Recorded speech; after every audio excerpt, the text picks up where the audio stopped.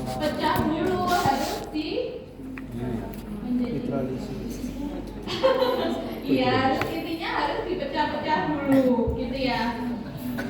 Jadi pencernaan nanti ada dua, ada pencernaan mekanik dan juga pencernaan secara biokimia, kayak gitu. Nah, teman-teman yang kita paham dulu, pencernaan itu ketika makanan yang masuk ke dalam rongga mulut kita itu dipecah menjadi bentuk yang lebih kecil atau bentuk yang lebih sederhana, gitu ya. Nih, misalnya teman-teman siang ini makan apa? Ayam geprek bisa, ya misalnya ayam geprek tuh. Nah, itu kan kandungannya makromolekulnya ada karbohidrat, lipid atau lemak dan juga protein. Nah, itu harus dipecah dulu menjadi menjadi molekul yang lebih kecil atau paling sederhana agar bisa diabsorpsi atau diserap di sini pada proses penyerapan. Jadi penyerapan itu ketika tadi makromolekul dari makanan kita atau makronutrisi dari makanan kita sudah dipecah menjadi bentuk yang paling sederhana, lalu nanti hasilnya itu akan diambil atau akan masuk ke dalam sel-sel usus atau enterosit yang nantinya akan diteruskan ke pembuluh darah, lalu akan disalurkan ke utamanya ke liver dulu, diproses di situ baru ke seluruh tubuh, gitu ya. Nah, ini untuk proses secara keseluruhannya ya. Kalau organnya sudah diajarkan kan sama dokter Hakim ya, organnya fisiologinya sudah masuk? Sudah. Nah, berarti kan sudah ada gambarannya ya. Di mana untuk pencernaan itu kan suatu proses panjang ya. Dari makanan akan masuk ke dalam rongga mulut, masuk ke faring, terus esofagus, masuk ke dalam lambung, terus lanjut ke usus halus, usus besar, dan nanti akan menghasilkan zat sisa berupa feses dikeluarkan melalui proses defekasi. Nah, ini ya, misalnya teman-teman makan burger nih. Nah, ini harus dikecil-kecilkan dulu dengan proses pencernaan, baik melalui pencernaan secara mekanik dengan cara apa? Sikunya, terus di lambung diapain? Iya. Terus ada lagi nggak proses mekaniknya?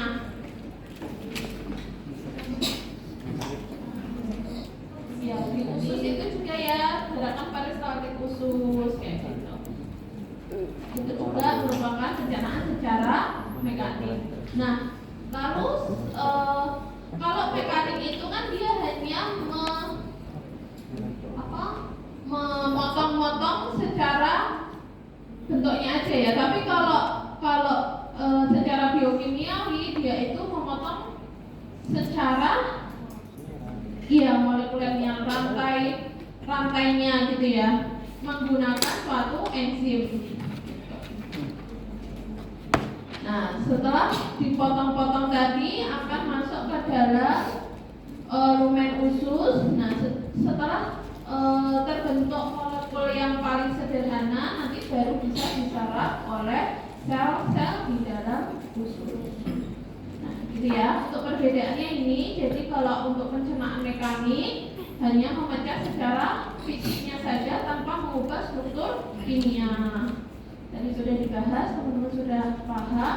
Lalu untuk pencernaan kimiawi, nah ini terjadi pemutusan ikatan kimia dari makromolekul tadi menjadi bentuk yang lebih kecil melalui reaksi hidrolisis yang dikatalisis oleh enzim. Nah, enzim di sini ada banyak sekali ya. Nanti ada enzim karbohidrat, protein, dan juga enzim dari lipid. Di mana enzim ini sifatnya spesifik. Diibaratkannya seperti kunci dan gembok ya. Jadi enzimnya punya karbohidrat, ya dia hanya bisa digunakan untuk pemecahan dari karbohidrat. Kalau enzim-enzim dari protein juga sama, dia hanya bisa untuk memecah makronutrien dari protein dan lain sebagainya. Nah, enzim ini tanpa enzim nanti ya ini ya tidak terjadi proses pemutusan ikatan kimia ini ya. Tapi yang perlu diperhatikan, enzim ini tidak berdiri sendiri, dia dipengaruhi oleh lingkungan reaksinya. Biasanya nih ada cairan atau air.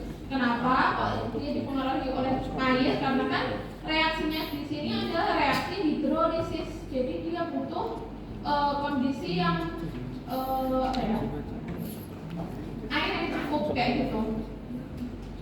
Selain itu juga air ini nanti membantu dalam proses lubrikasi ya. Jadi untuk agar penyerap atau agar enzim itu bisa berikatan dengan substrat berupa karbohidrat, lipid dan juga protein tadi, dia membutuhkan air biar lebih mudah bertemu di sisi aktif dari substrat itu. Jadi kalau salah satu yang dipengaruhi adalah air.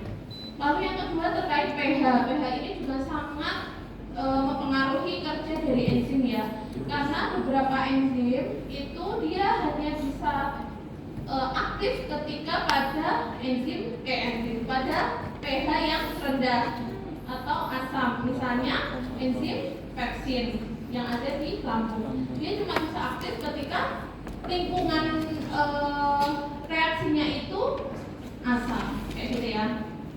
Terus juga agen pengemulsi ini karena pada lipid itu kan sifatnya hidrofobik, nggak bisa berikatan dengan air, makanya dia perlu agen pengemulsi nanti dari 4 ya, sehingga dia harus diubah dulu bersifat yang bisa larut ke dalam air. Terus juga nanti berkaitan dengan urutan dan lokasi enzim. Jadi kalau dari pencernaan itu enzim, jadi misalnya pada karbohidrat kan di dalam rongga mulut itu kan ada enzim yang namanya enzim apa? Amilase ya, enzim pertama. Tapi ternyata dalam prosesnya dia tidak bisa langsung memotong ikatan kimianya itu menjadi yang paling sederhana, sehingga nanti perlu lagi ada enzim lagi di dalam usus yang akan meneruskan kerja dari amilase tadi ya. Gitu. Nah, ini untuk gambarannya ya. Jadi tadi makromolekul berupa protein, karbohidrat, terus ada lipid, ada nukleik asid, dan juga vitamin ataupun serat. Ini nanti harus diubah dulu menjadi bentuk yang paling sederhana melalui proses enzimatik hidrolisis atau dihidrolisis dengan bantuan dari enzim. Setelah itu baru diabsorpsi di sini dan nanti akan diteruskan atau masuk ke dalam pembuluh darah, kecuali yang tadi lipid ya, lipid. Lalu vitamin yang dia larutnya pada lemak misalnya ADEK itu nanti akan masuknya melalui apa? Iya, pembuluh liver. Baru nanti diteruskan ke liver, ya. Nah, kan kalau dari tujuan pembelajarannya tadi teman-teman harus tahu enzim-enzim yang berperan selama proses pencernaan. Kita dari organ per organ dulu ya. Misalnya pertama dari rongga mulut. Di rongga mulut terjadi proses pembentukan enzim amilase ya, saliva amilase untuk membreakdown dari polisakarida atau dari karbohidrat ya menjadi disakarida. Jadi dari yang rantainya panjang akan dipotong-potong menjadi 2 glukosa. Nah, selain amilase ada juga enzim lipase lingual ya. Jadi di sini juga terbentuk enzim lipase untuk memulai proses pencernaan dari lipid, tapi sangat minimal ya, masih minimal di sini. Nah, saliva sendiri kandungannya ada banyak ya. Dalam sehari sekresinya sekitar sekitar 1 sampai 1,5 liter. pH-nya pH 7 berarti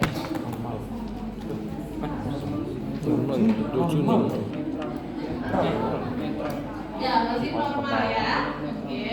Terus ada kandungan air dan garam. Ini fungsinya untuk apa?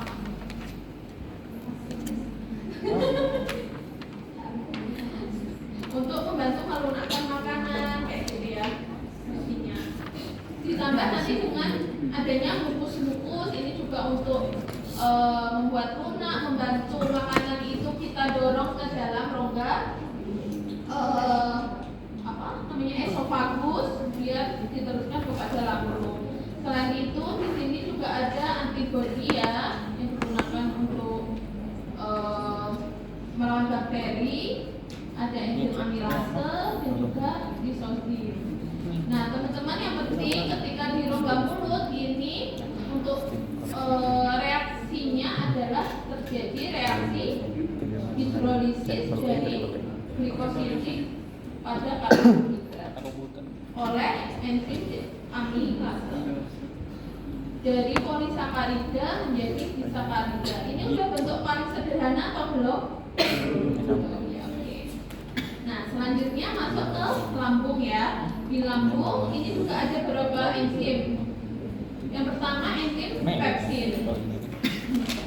Nah sebenarnya di dalam tubuh kita sendiri pepsin ini disimpannya dalam bentuk inaktif yaitu pada pepsinogen. Nah ketika lambung kita memproduksi HCl baru dia akan aktif membentuk pepsin. Ya. Dia akan membreakdown dari protein menjadi peptida. Selain itu ada lipase di sini. Dia mulai terbentuk juga untuk membreakdown dari trigliserid menjadi trigliserid dan asam lemak fatty acid. Dan yang penting juga kalau secara chemicalnya dia ada HCl tadi ya. Kenapa kok diproduksi? Karena untuk mendenaturasi protein sehingga dia nanti akan lebih mudah dalam proses pemecahan tadi yang dibantu oleh enzim. Jadi key reaction-nya di sini ada proses hidrolisis dari peptida dan juga ada denaturasi dari protein. Ya. Untuk kandungannya ada di sini ya. Dalam sehari disekresi sekitar 2 sampai 3 liter. pH-nya sangat asam ya, pH-nya 1. Lalu ada HCl untuk denaturasi protein, untuk membunuh bakteri-bakteri yang mungkin tadi masuk bersama dengan makanan kayak gitu. Lalu ada enzim pepsin dan lain sebagainya. Nah yang ketiga ini di usus halus ya. Jadi di usus ini akan terjadi proses pencernaan dari semua makromolekul tadi ya, karbohidrat, protein ataupun lipid. Nah, pertama dari enzim yang diproduksi oleh pankreas. Di sini ada enzim dari karbohidrat, ada amilase. Lalu tripsin, imotripsin, karboksi peptidase itu masuk ke dalam enzimnya siapa?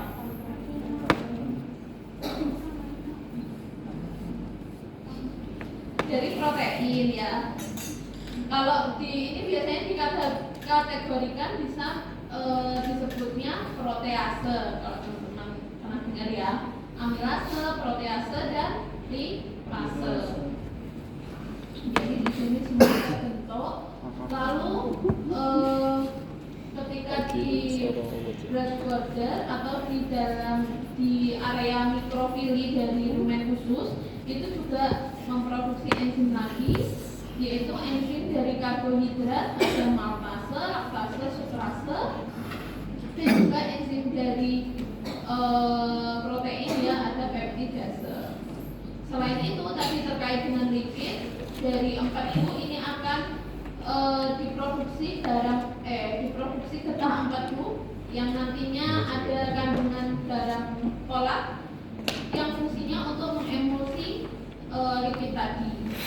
Yang awalnya sifatnya hidrofobik menjadi hidrofilik ya, dia bisa larut dalam air. Nah, kayak gitu ya. Nah, ini untuk rangkumannya, teman-teman nanti bisa dipelajari lebih dalam ya. Ketika di saliva glands dia memproduksi apa, di lambung memproduksi apa dan lain sebagainya. Kalau ini harus paham ya. Nah, ini langsung aja kita ke proses pencernaan dan juga absorpsi dari setiap makronutrien ya. Pertama karbohidrat dulu. Ada spidol kan? Enggak ada.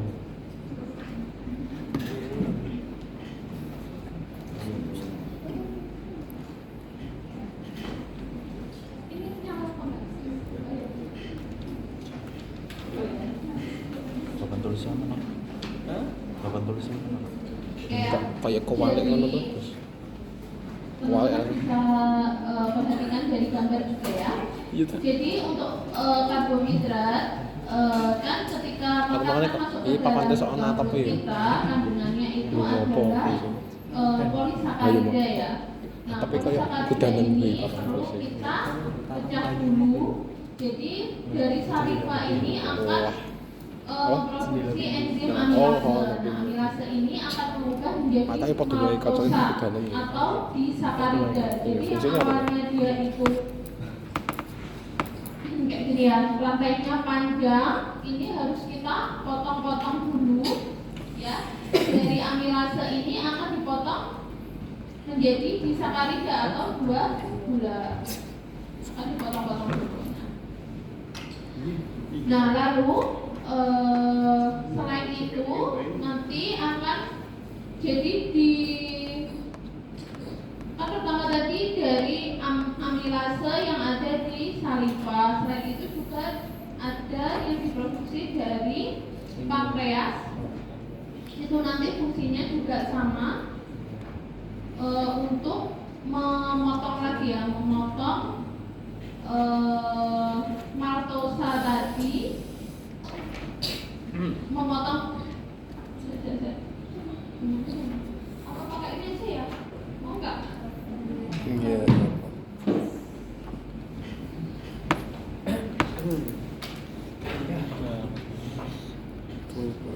Nggak kelihatan ya kalau Kelihatan.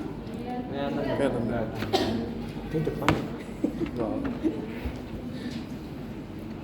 Belakang ini, belakang Nah, ini. jadi kan pas awalnya itu dalam bentuk polisakarida. Nah, ini kan harus kita sederhanakan menjadi bentuk disakarida dengan bantuan suatu enzim, ya kan? Enzimnya apa namanya? Yang pertama amilase.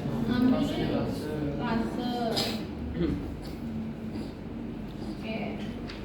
Amilase ini kan terbentuk dari saliva dan juga dia terbentuk dari pankreas.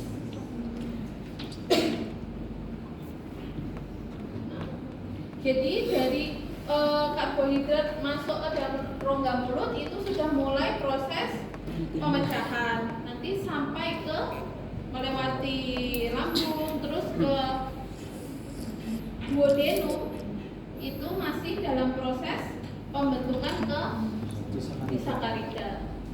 Nah, setelah sampai di usus, ini kan disakarida contohnya apa? Maltosa, apa? Laktosa. Ayo suaranya kecil. Laktosa, nah di dalam lumen usus kan bentuknya fili gitu kan, fili-fili. Nah, di mikrofili usus itu dia akan membentuk suatu enzim untuk memecah lagi yang tadi maltosa, laktosa, sukrosa menjadi bentuk yang paling sederhana, gitu ya. Jadi kalau enzim itu sebenarnya penamaannya itu khas. Salah satunya adalah ditambah ase. Jadi di sini ada maltosa. Berarti di usus itu ada enzim yang namanya Maltasa. Maltasa. ada yang namanya Maltasa.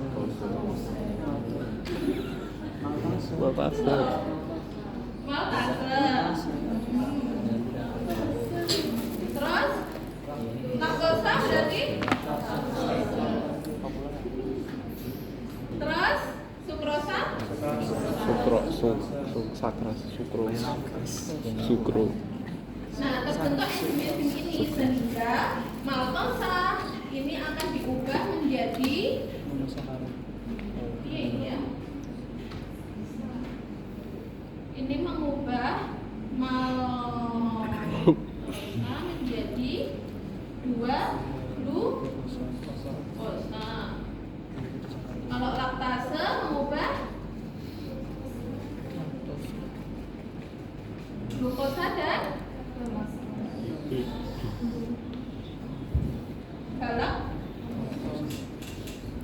galaktikas.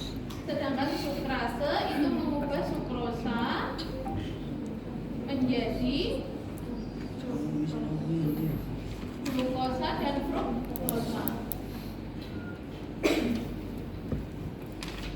Nah, ketika sudah melewati di usus halus ya, ini akan terjadi proses pemecahan sampai bentuk yang paling sederhana, yaitu dalam bentuk glukosa, galaktosa, dan fruktosa. Nah, setelah terbentuk 3 molekul ini, baru bisa masuk ke dalam proses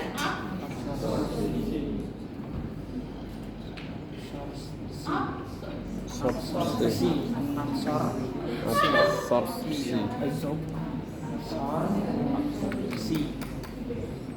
ya, gitu ya. Jadi kan ini terakhir berada di mana? Usus, di rumen usus ya. Jadi ini kita coba di rumen, terus nanti dia akan masuk ke dalam sel usus, ya. Baru ke pembuluh darah. Nah, jadi glukosa dan galaktosa, GG ya, glukosa dan galaktosa, dia ini nanti akan masuk ke sel usus melalui suatu protein, ya, protein pembawa, apa namanya? Namanya apa? SG? SG atau sodium glukos. Ya, jadi itu adalah suatu protein yang dia nanti akan membantu glukosa dan galaktosa itu pindah ke sel usus, ya. SG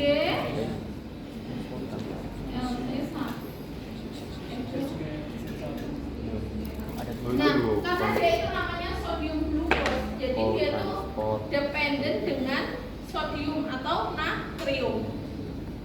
Artinya gimana? Ketika glukosa itu masuk, otomatis di sini ada ion natrium juga masuk,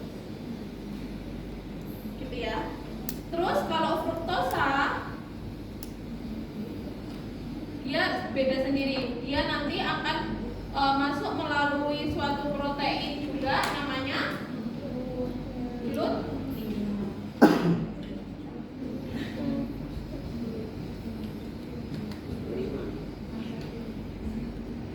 Nah, setelah masuk ke dalam sel usus, baru nanti glukosa, galaktosa, fruktosa ini akan dikeluarkan ke pembuluh darah melalui suatu protein namanya Glut? Ada nggak? Glut 2.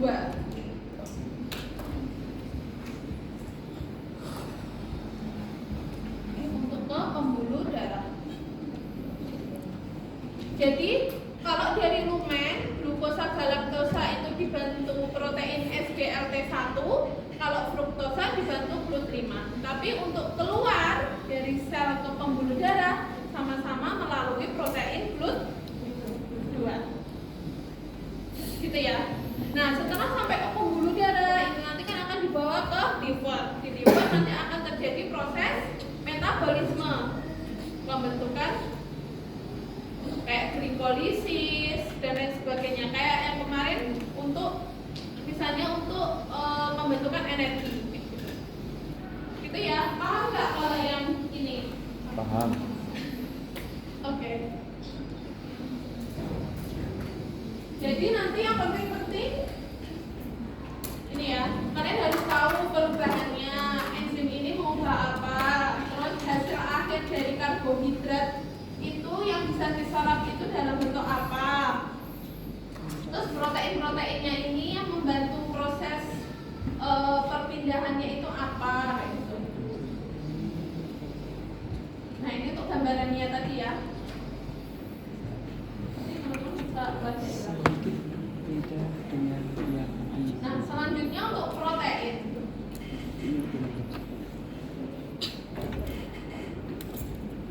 Mau dijelasin gini aja atau ditulis? Hah? Ditulis. Atau punya tisu? Atau ini ada penghapusnya? Penghapus nggak ada?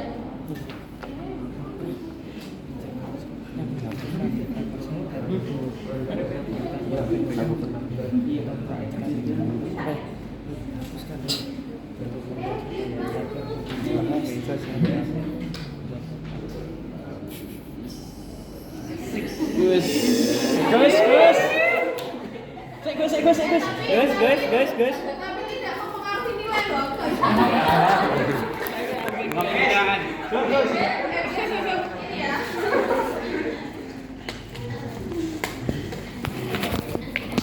Apa tak? Apa tak? Iya, pasti gitu.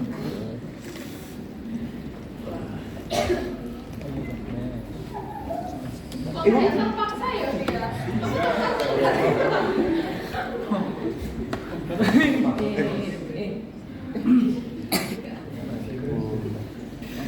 Oke, mau jelasin sekalian? Belum. Tekannya. Ini tuh pokoknya aku. Oke, thank you ya. Yang selanjutnya mengenai pencernaan dan penyerapan dari protein.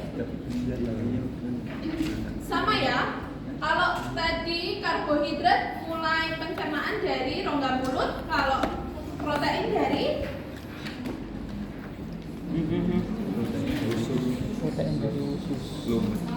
Lumen. apa? Ini. Iya, nggak usah ragu loh. Enzimnya yang memecah protein tadi apa? Pepsin. Pepsin diproduksi di Koster. Iya, berarti kan mulai pencernaannya dari lambung ya. Ini yang dijelaskan ini.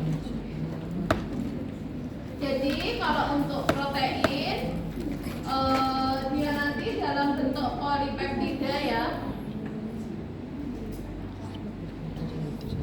Polipeptida akan diubah, dipecah menjadi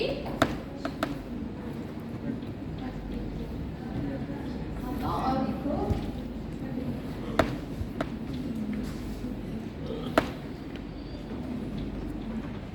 oleh enzim, namanya enzim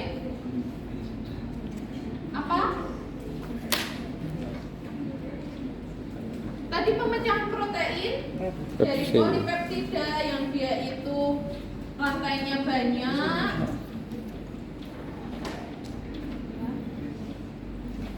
akan dipecah menjadi satu-satu atau kadang dua oleh enzim apa? Jaringan panjang di ini? Pepsin. Pepsin. Pepsin ya.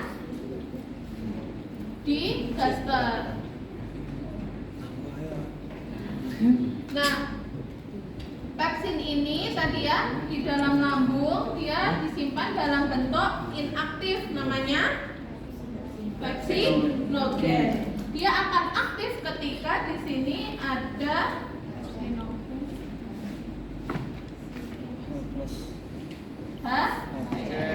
HCl itu diproduksinya kapan? Tahu? Diproduksi terusan apa pada kondisi tertentu? Kira-kira? Hah?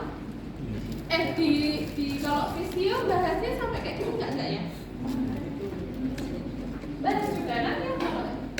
Jadi kalau HCl itu enggak terus-menerus ya, kan dia kondisinya asam. Kalau dia produksi terus, otomatis akan merusak dinding lambungnya. Dia akan diproduksi ketika makan, kayak gitu. Atau pada kondisi-kondisi tertentu. Kalian memikirkan makanan pas puasa ini, memikirkan makanan kan apa dari air liur akan juga terproduksi. Nah itu asam lambung juga bisa terproduksi, gitu ya. Jadi ketika ada makanan maka HCl akan terproduksi yang juga nanti akan mengaktifkan pepsinogen menjadi pepsin. Nah dari proses ini kira-kira apakah tadi polipeptida akan langsung dia itu bisa memecah peptida menjadi satu monomer satu. Kira-kira bisa nggak? Bisa nggak? Apakah langsung menjadi asam amino?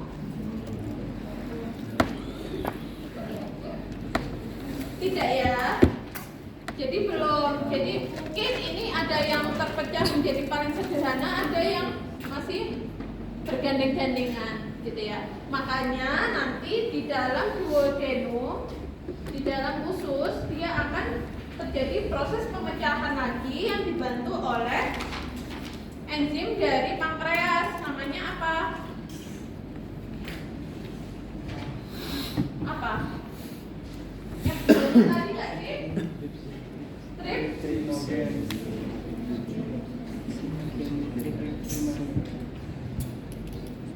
Kalau trypsinogen itu malah bentuk nggak aktifnya. Trypsin. Jadi nanti sama sih itu, kayak dia itu nggak aktif dulu trypsinogen itu, terus dia akan diaktifkan oleh enzim, ya, lupa namanya. Ada enzim di usus sehingga nanti akan membentuk trypsin, gitu ya. Jadi ini ada trypsin. Sebenarnya namanya protease ya, protease. Nah ini protease ada tripsin, terus ada chymotrypsin, ada carboxypeptidase, ada B. Itu semua dikelompokkan menjadi protease, gitu ya. Nah ini nanti baru akan dipecah-pecah menjadi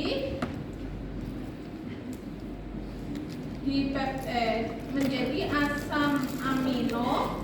Dan juga kalau asam amino kan dia udah bentuk paling sederhananya.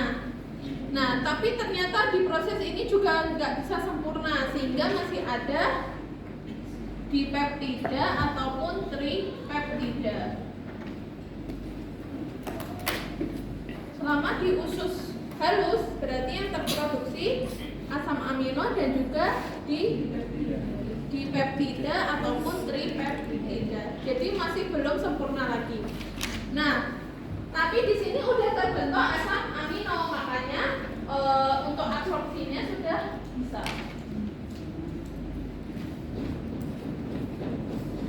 Berarti sama ya, ini lumen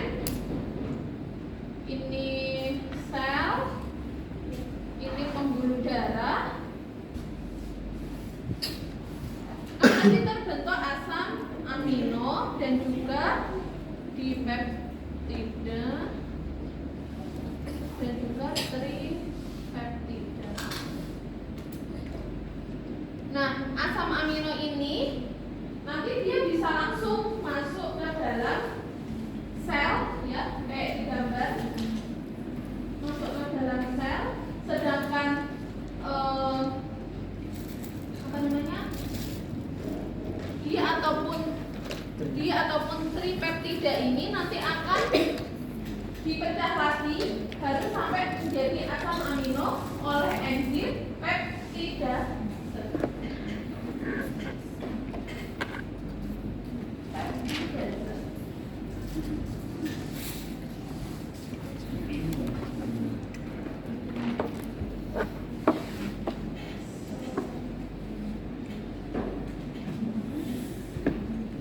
Jadi sebenarnya ini nanti juga akan dibantu oleh suatu protein, ya, namanya juga nggak ada nama spesifiknya sih, kayak protein transportnya itu untuk masuk ke dalam sel ini. Cuma bedanya kalau asam amino dia nanti bisa langsung diteruskan, ya, ke pembuluh darah, sedangkan dipeptida atau tripeptida dia nanti akan ada fase pemecahan lagi oleh enzim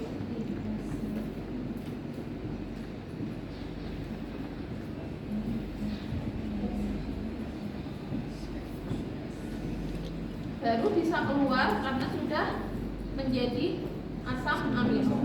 Jadi dia bisa masuk ke pembuluh darah ketika sudah menjadi produk asam amino. Nanti sama, ya, setelah masuk pembuluh darah akan masuk ke dalam hepar, terjadi proses lagi di situ, proses metabolisme, entah untuk pembentukan energi, pembentukan produk lagi yang dibutuhkan oleh tubuh, ya, misalnya DNA, RNA dan lain sebagainya. Oke, gitu ya. Jadi yang penting harus tahu setiap prosesnya dan juga enzim-enzimnya.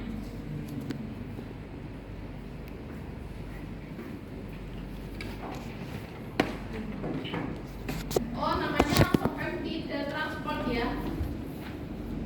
Ini ada, kalau untuk protein, jadi setiap masuk ke sel kan dia butuh bantuan protein carrier pembawanya. Nah, di sini kalau yang masih dalam bentuk di atau tripeptida tadi, dia akan masuk dibantu oleh suatu protein namanya peptida transport. Kalau yang sudah asam amino dia langsung masuk ke dalam sel dengan bantuan protein transport juga. Gitu. Kalau untuk selanjutnya lemak, ya.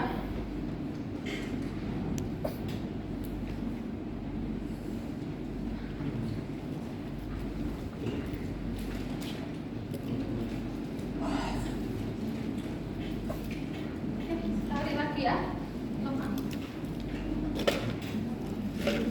Orang nih, guys. Yang lemak. Guys, maju guys. Guys.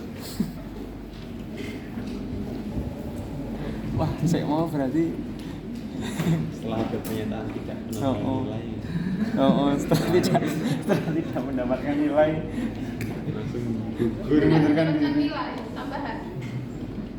Untuk lipid intinya prosesnya sama, ya. Jadi teman-teman harus tahu dulu mulai dari mana dia itu terjadi proses pencernaan. Berarti gimana kalau lipid? Lipid dari mana pertamanya? Dari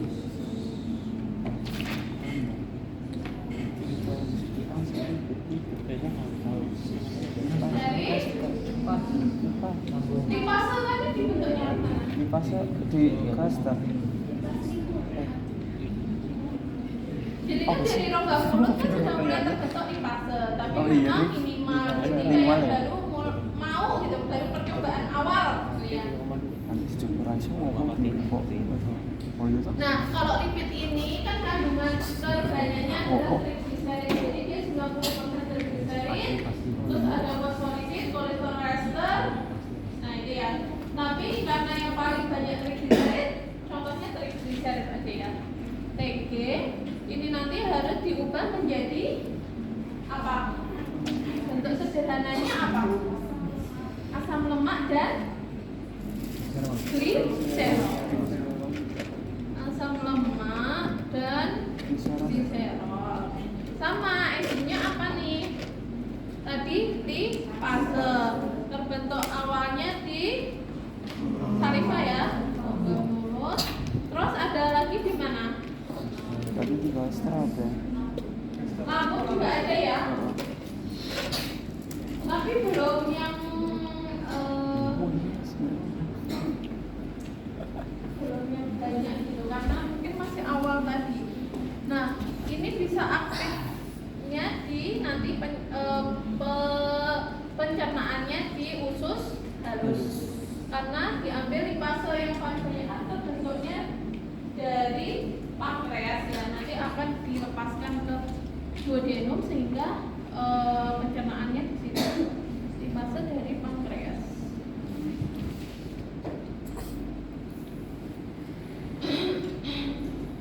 Nah, berarti kan ini di saliva ini kan minimal. Terus optimalnya kan ketika di sini ya, di dalam usus halus. Di dalam usus halus. Nah, karena lipid itu kan sifatnya tadi hidrofobik, dia nggak bisa larut dalam air. Sedangkan dalam tubuh kita kan komponen terbesarnya adalah air, darah ya air. Jadinya harus kita ubah dulu sifatnya itu menjadi sifat yang larut air dengan cara gimana?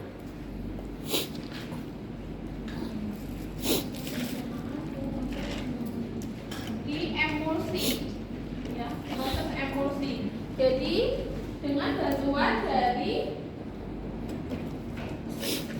apa? Getah empet. Yang bantu tuh getah empet. Jadi kayak ini nama lainnya adalah reaksi penyampingan. Contoh gampangnya adalah teman-teman ketika cuci piring bekas makan banyak lemaknya, kan untuk membersihkan kita butuh sabun, ya kan? Untuk gimana caranya lipid yang nempel pada atau lemak-lemak yang nempel pada piring atau mangkok itu bisa bersih, bisa larut dalam air. Gambarannya kayak gitu fungsinya, gitu ya. Dibantu oleh getah empedu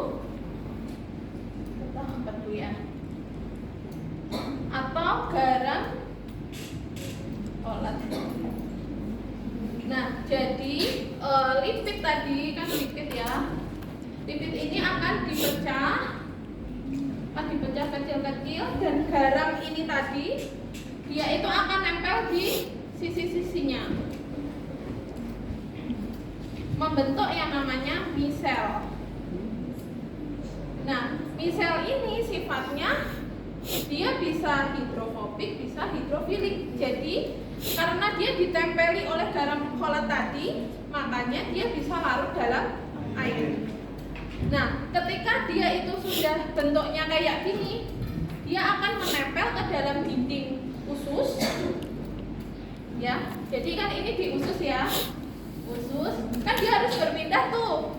Harus pindah ke sel, ya kan? Nah, harus diubah jadi kayak gini dulu dalam bentuk misel. Nah, misel ini nanti akan nempel ke dinding sel, lalu terjadi proses endositosis.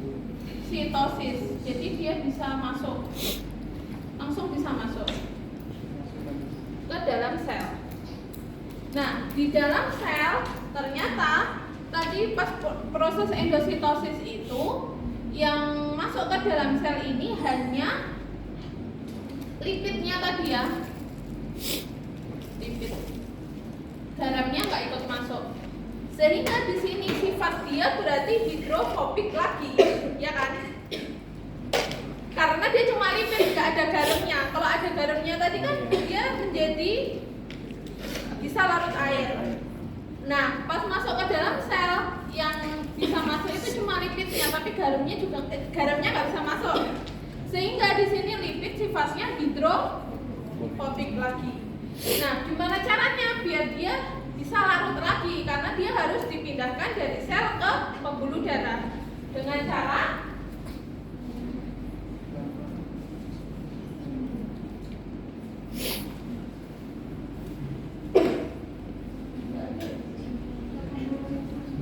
Hah?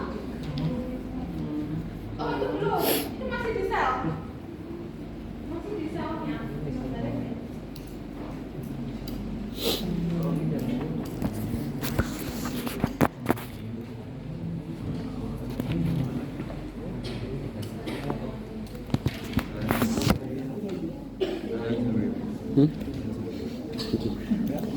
Telu kurang.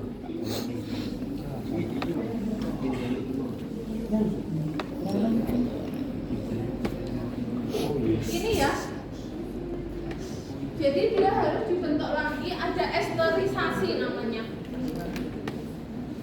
membentuk kilomikron. Jadi biar sifatnya dia larut air lagi, dibungkus kilomikron. Baru nanti dia nempel lagi ke dinding sel untuk keluar ke pembuluh darah. Melalui kalau masuk tadi endositosis, berarti kalau keluar eksositosis. Kalau yang karbohidrat sama protein, tadi kan dia butuh bantuan protein. Kalau ini enggak, tapi harus dia sifatnya yang harus diubah dari hidrofilik menjadi hidrofobik. Gitu ya. Nanti kalian pelajari lagi aja nama-nama enzimnya. Yang untuk efek. Nah ini ya kalau untuk rangkuman secara keseluruhannya.